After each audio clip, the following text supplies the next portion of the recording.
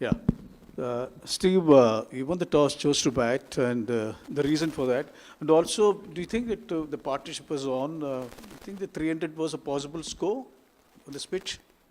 Yeah, I think the toss was the right decision. I think we had our opportunities throughout to post something up above 300. We were probably just that one wicket down, too many at a few stages throughout the innings.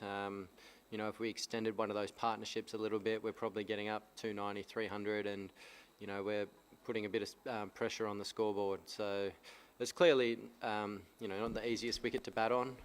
You know, the square block as a whole, I think, has seen a lot of cricket over the last couple of months. We can see it's pretty tired, and you know, that's probably the reason why we haven't seen a score above 300 in the tournament here so far. So.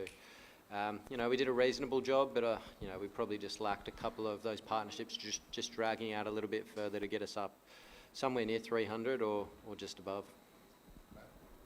Steve, you obviously played down the significance of India playing all their group games here, but now we're at the end of the game. Do you think it played a part at all? Yeah, look, I'm not buying into it. I think it is what it is. You know, India obviously played some really good cricket here.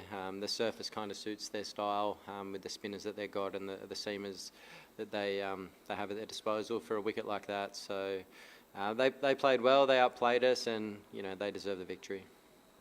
Steve, in the eventual calculations and finer margins, do you think the fielding of your side was not up to the mark you would have liked?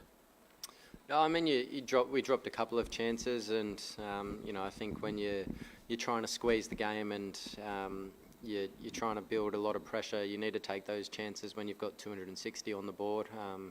But that's the game. It happens. No one means to drop a catch. It's part of the game.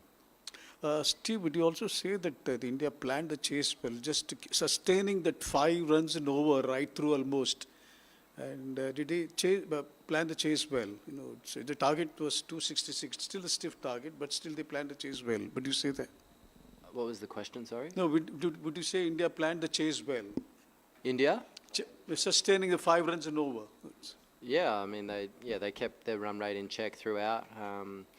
Yeah, we were probably just, you know, 1 or 2 wickets away. It got pretty close towards the end. We were able to drag the game quite deep and try and put some pressure on that way.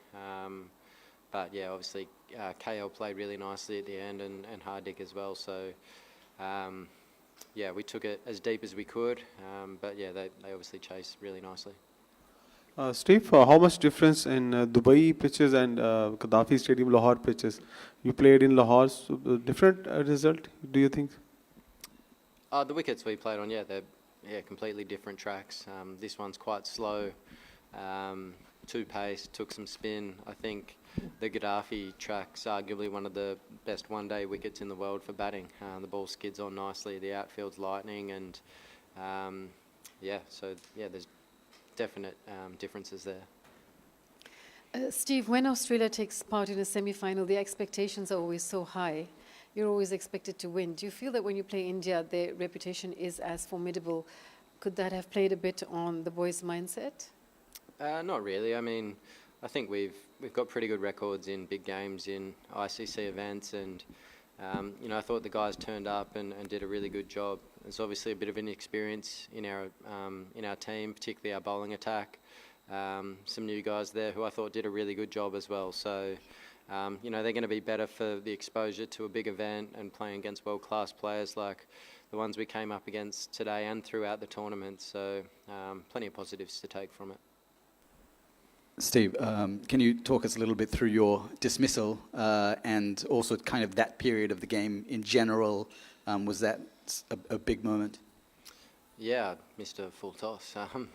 Wasn't ideal. Yeah, my plan was kind of to try and put the seamers under a bit more pressure and just rotate the spin, but I didn't do it very well. Yeah, obviously lost my wicket at probably a crucial stage as well. So, you know, had I batted a little bit deeper, potentially could have got up, as we said before, near 300 or something. Alex was batting really nicely up the other end. So, yeah, disappointing time to get out, but that's the game sometimes. Steve, you have been a long time contemporary of Virat. So what do you have to say about the way he chases down the high targets and controls it? Can you say something about that? Yeah, I mean, arguably the best chaser the game has seen. You know, he's done it numerous times against us. You know, he controls the tempo of the game really well, plays to his strengths and takes the game deep. So, you know, I thought he played really well again tonight. Hi Steve, this is Abdullah from Gulf Today. Steve, you are one of the best team in the world at any given point of time, and after posting a competitive total of 264, you lost the match. So what kind of total do you think is a team should post to win the match on this pitch? I mean, that's a difficult question. I think, yeah, I mean, somewhere up around 300, I think, on that surface would have been a really good total. You know, there's a bit of scoreboard pressure. You've got to take a few more risks, I guess, to get above the rate. You know, with 264, they were able to absorb a few balls here and there and take the game pretty deep. So, yeah, I think 300 would have been nice, but, yeah, we weren't able to do that.